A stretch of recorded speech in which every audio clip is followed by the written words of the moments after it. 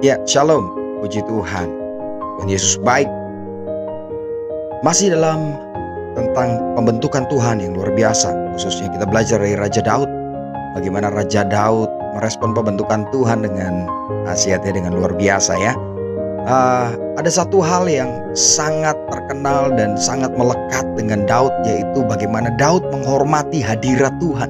Bagaimana dia merasa sangat membutuhkan hadirat Tuhan. Makanya lahirlah Mazmur-Mazmur Daud yang luar biasa.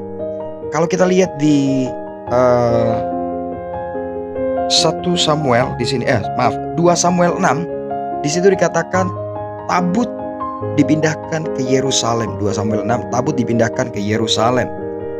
Di ayat yang pertama, Daud mengumpulkan pula semua orang pilihan di antara orang Israel 30.000 orang banyaknya. Kemudian bersiaplah Daud lalu berjalan dari Baale Yehuda dengan seluruh rakyat yang menyertainya untuk mengangkut dari sana tabut Allah yang disebut dengan nama Tuhan semesta alam yang bertahta di atas kerubin. Mereka menaikkan tabut Allah itu ke dalam kereta yang baru setelah mengangkatnya dari rumah Abinadab yang di atas bukit. Lalu Uza dan Ahio anak-anak Abinadab mengantarnya kereta itu. Uza berjalan di samping tabut Allah, sedangkan Ahio berjalan di depan tabut itu. Daud dan seluruh kaum Israel menari-nari di hadapan Tuhan, dan dengan sekuat tenaga diiringi nyanyian, kecapi, gambus, rebana, kelentung, dan ceracap. Kita tahu cerita ini bahwa setelah itu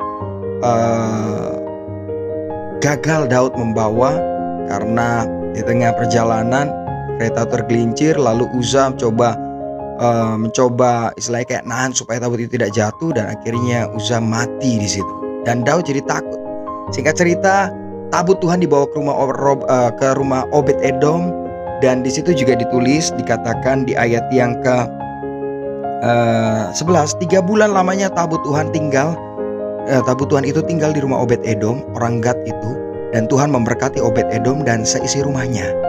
Diberitahukanlah kepada Raja Daud, demikian Tuhan memberkati seisi rumah Obed Edom dan segala yang ada padanya oleh karena tabut Allah itu. Daud di sini mengerti betul apa dia membutuhkan tabut Allah untuk kerajaannya, untuk mengokohkan kerajaannya, untuk dia bisa terus kuat, saudara.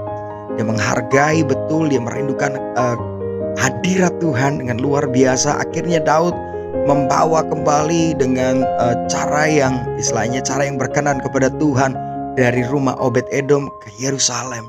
Dan Daud menari-nari dengan luar biasa.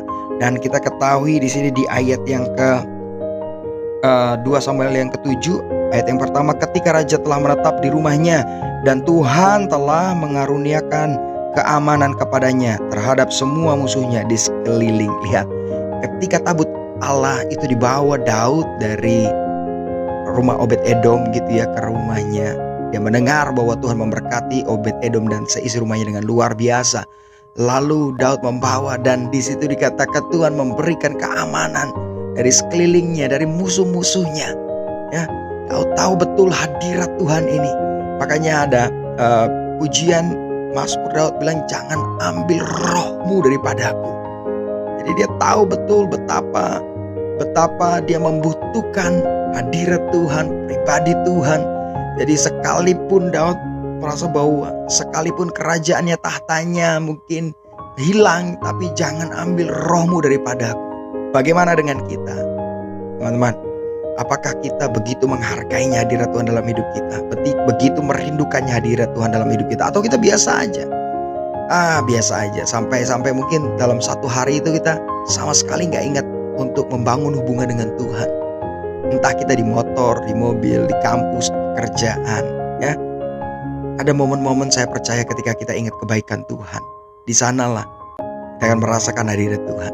Ketika saya mungkin lagi perkendaraan atau saya sedang mengerjakan sesuatu, ya, ini yang saya lakukan, terus mengingat kebaikan Tuhan, terus mengingat pribadi Tuhan. Untuk apa? Membawa hadirat Tuhan dalam kehidupan kita. Kenapa? Hadirat Tuhan itulah yang membuat kita kuat.